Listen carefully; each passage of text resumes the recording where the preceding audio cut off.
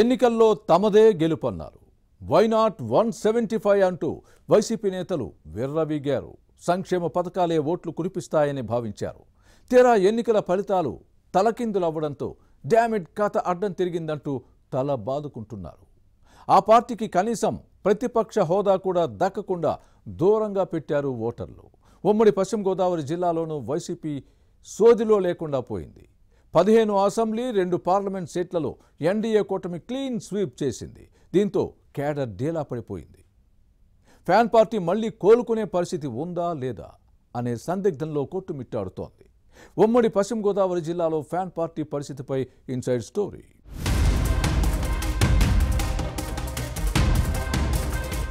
సాధారణ ఎన్నికల్లో ఘోర పరాజయంతో పశ్చిమ గోదావరి జిల్లా వైసీపీ నేతలు అంతర్మథనం చెందుతున్నారు. ఇలాంటి పరిస్థితి ఎదురవుతుందని ఊహించలేదు అని అంటున్నారు. ప్రభుత్వంపై ఇంత వ్యతిరేకత ఉందని అనుకోలేదని చెబుతున్నారు.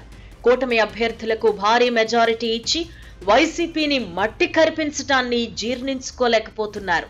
భవిష్యత్తులో కోలుకోలేని దెబ్బ తగిలిందనే ఆందోళన వారిలో కనిపిస్తోంది. ఉమ్మడి పశ్చిమ గోదావరి జిల్లాలో మొత్తం 15 అసెంబ్లీ సెగ్మెంట్లు, 2 లోక్సభ స్థానాల్లో టీడీపీ, జనసేన, బీజేపీ కూటమి క్లీన్ స్వీప్ చేసింది. 2019లో వైసీపీ 13 అసెంబ్లీ, 2 పార్లమెంట్ సీట్లలో గెలుపొందగా టీడీపీ 2 ఎమ్మెల్యేలకే పరిమితమైంది. అప్పటి ఫలితాలు టీడీపీకి నిరాశను మిగిల్చాయి. ఈసారి ఎన్డీఏ కూటమి 2014 ఫలితాలను రిపీట్ చేయడంతో వైసీపీ శ్రేణులు ఒక్కసారిగా డీలా పడ్డాయి. టీడీపీ, జనసేన అన్ని సీట్లు గెలవడం ఒకెత్తైతే విజయం సాధించిన అభ్యర్థులకు వచ్చిన మెజారిటీలు మరో ఎత్తు. 6 ఎమ్మెల్యేలకు 50,000కు పైగా ఓట్ల ఆధిక్యత రావటం వైసీపీ పట్ల ప్రజల్లో అసంతృప్తికి అద్దం పట్టింది. ఇటువంటి పరిస్థితుల్లో రాబోయే రోజుల్లో ఫ్యాన్ పార్టీ గమనం ఏ విధంగా ఉంటుందనేది ఆ పార్టీ నాయకులకు అంతుపట్టని విషయంగా మారింది.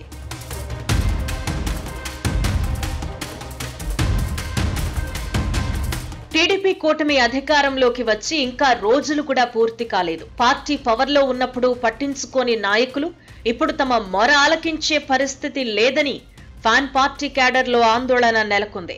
వీరి మాటలను పరిశీలిస్తే ఈ 5 ఏళ్లు పార్టీని మరచిపోవటమే మంచిదనే భావనుంది. వైసీపీ ప్రతిపక్షంలో ఉన్నప్పుడు అధికారంలోకి వచ్చిన తర్వాత హైకమాండ్, జిల్లా నాయకులు, ఎమ్మెల్యేలు వ్యవహరించిన తీరును వారు ప్రస్తావిస్తున్నారు. 2014 ఎన్నికల్లో ఓటమి తర్వాత జిల్లా అధ్యక్షులు, నియోజకవర్గాల ఇన్ఛార్జీలు పార్టీని, క్యాడర్ను చాలా కాలం పాటు గాలి కొదిలేశారు అనే విమర్శలున్నాయి. 2019 ఎన్నికలకు ముందు మాత్రమే మళ్లీ కార్యకలాపాలపై దృష్టి పెట్టిన విషయాన్ని గుర్తు చేస్తోంది. ఇప్పుడు కూడా అదే పరిస్థితి వస్తుందని అనుమానం వ్యక్తం చేస్తోంది. ఉమ్మడి జిల్లాను విడదీసిన తరువాత ఏలూరు, నరసాపురం లోక్సభ స్థానాలు 2 జిల్లాలుగా మారాయి.